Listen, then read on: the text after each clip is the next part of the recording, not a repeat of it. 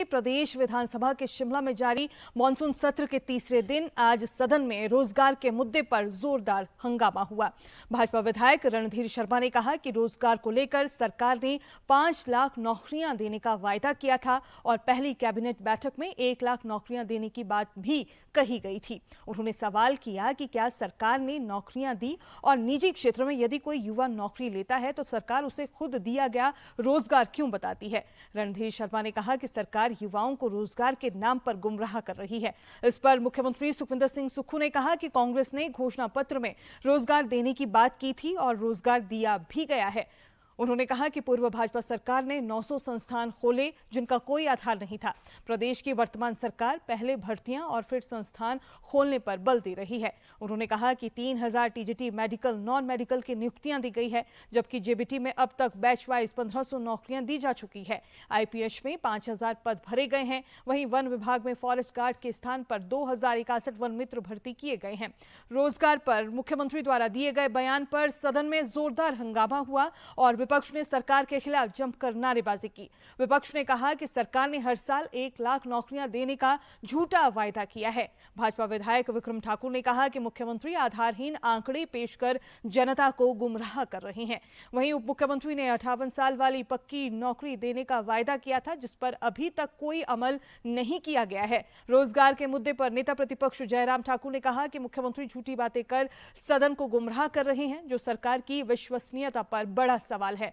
उन्होंने कहा कि सरकार के खुद के आंकड़े ही स्पष्ट नहीं है और खुलेआम झूठी बातें बोली जा रही है। ये कहते हुए विपक्ष ने सदन से वॉकआउट कर दिया।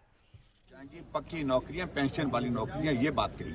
31 जुलाई 2024 को विधानसभा के एक प्रश्न के उत्तर में जवाब दिया था 34,980 नौकरियां थी और 15 अगस्त 2025 को मुख्यमंत्री भाषण देते हैं सरका घाट में कि हमने हिमाचल प्रदेश में 23,191 नौकरियां दी है। 11,000 नौकरियों का फर्क है। एक साल बीतने के बाद ये नौकरियां बढ़नी चाहिए थी, ये 11,000 के करीब कम हो गई है। इस बीच जॉब ट्रेनी पॉलिसी को लेकर भी सदन में खूब हंगामा हुआ। भाजपा विधायक सतपाल सत्ती ने कहा कि पक्की नौकरी का वायदा करने वाली सरकार जॉब ट्रेनी पॉलिसी लेकर युवाओं के साथ खिलवाड़ कर रही है। उन्होंने कहा कि जॉब ट्रेनी पॉलिसी को वापस लिया जाना चाहिए। इस पर मुख्यमंत्री ने जवाब देते हुए कहा कि विपक्ष सदन में जॉब ट्रेनी पर पूरी चर्चा की मांग करे, इसके बाद ही जवाब दिया जाएगा। विधानसभा के मानसून सत्र के दौरान आज तीसरे दिन बैंकों में पड़े सरकार के पैसों के इस्तेमाल को लेकर चर्चा हुई।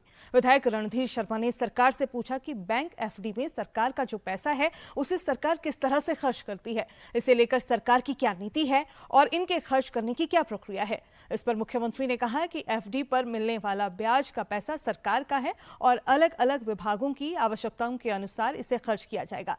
नेता प्रतिपक्ष जयराम ठाकुर ने पूछा कि जो सरकार के खाते किसी कारण निष्क्रिय हो जाते हैं उस पर जिम्मेदारी कौन तय करेगा। इसके जवाब में मुख्यमंत्री ने कहा कि इस विषय पर जांच होगी और इसका संज्ञान लिया जाएगा।